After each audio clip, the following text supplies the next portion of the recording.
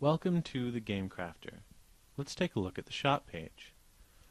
The shop has a lot to offer, including games designed by other people, and parts to add to your games or to replace parts missing from games you already own.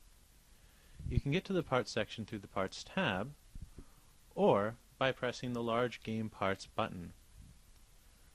One of the best aspects of the parts shop is the filters along the side.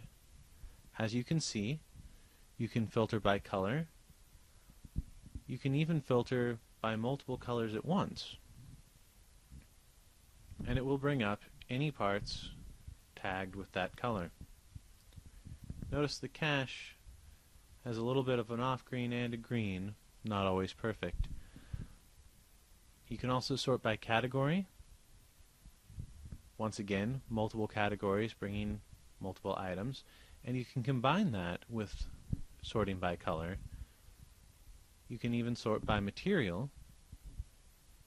So you can see with enough filters very little comes through, but if you're only looking for a particular item, this can be helpful. Of course, if you know the item that you're looking for, you can just use the search window up above, but we'll get to that.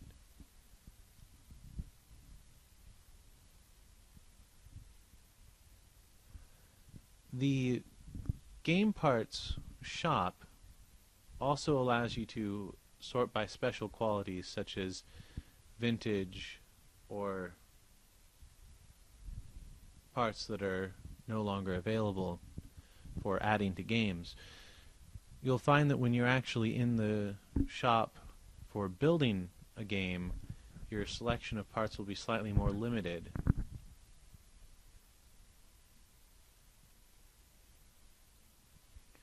As you can see here, GameCrafter buys up some parts that are for existing board games, such as the Lord of the Rings Risk or Monopoly that you saw a moment ago. Feel free to pause the video at any time, go to the parts shop, and do some of this exploring on your own. Get a feel for it. Here are some discontinued items. Once again, you can sort by type or color.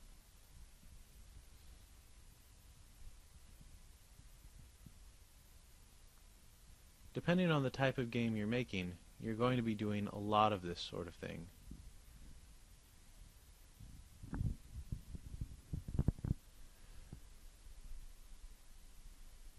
So you see, now I've entered a search term, but some of the parts that come up aren't really intuitive for what I've actually looked for.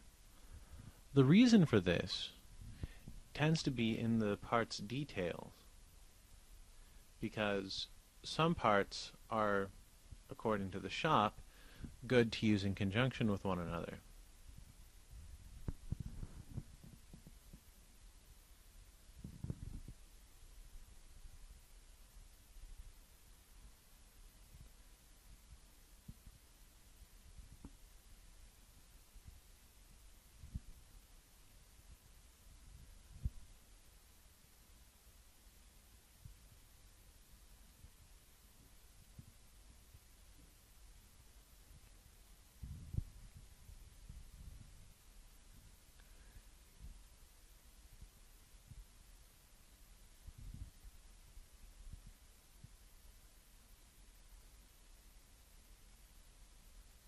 As you can see, there's likely to be multiple pages of pieces, so you might need to dig a bit to get to what you're really looking for. This is one of the main advantages of having the multiple filters. You can take the 20-something pages of parts available and bring it down to 2 or 3 pages, or, as we saw with the purple cloth bag, you can get it pretty narrow fairly quickly. You can click on pieces and it will show you information such as the weight, the dimensions, pieces that the Game Crafter considers related for one reason or another, being made of similar materials, being part of the same set. just buying from the game parts shop, you can add things to a cart, click on the cart, check out, pretty normal online shopping sort of thing. It's a slightly different creature when you're actually adding parts to a game, but again, we'll get to that later.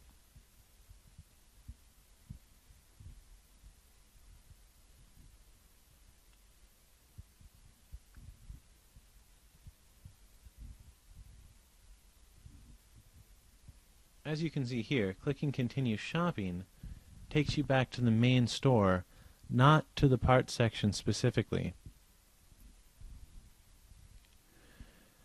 Now, we're going to take a look at how parts interact with a board game.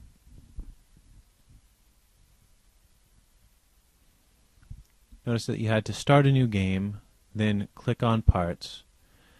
Every game, by default, comes with that large black box labeled with the Game Crafter.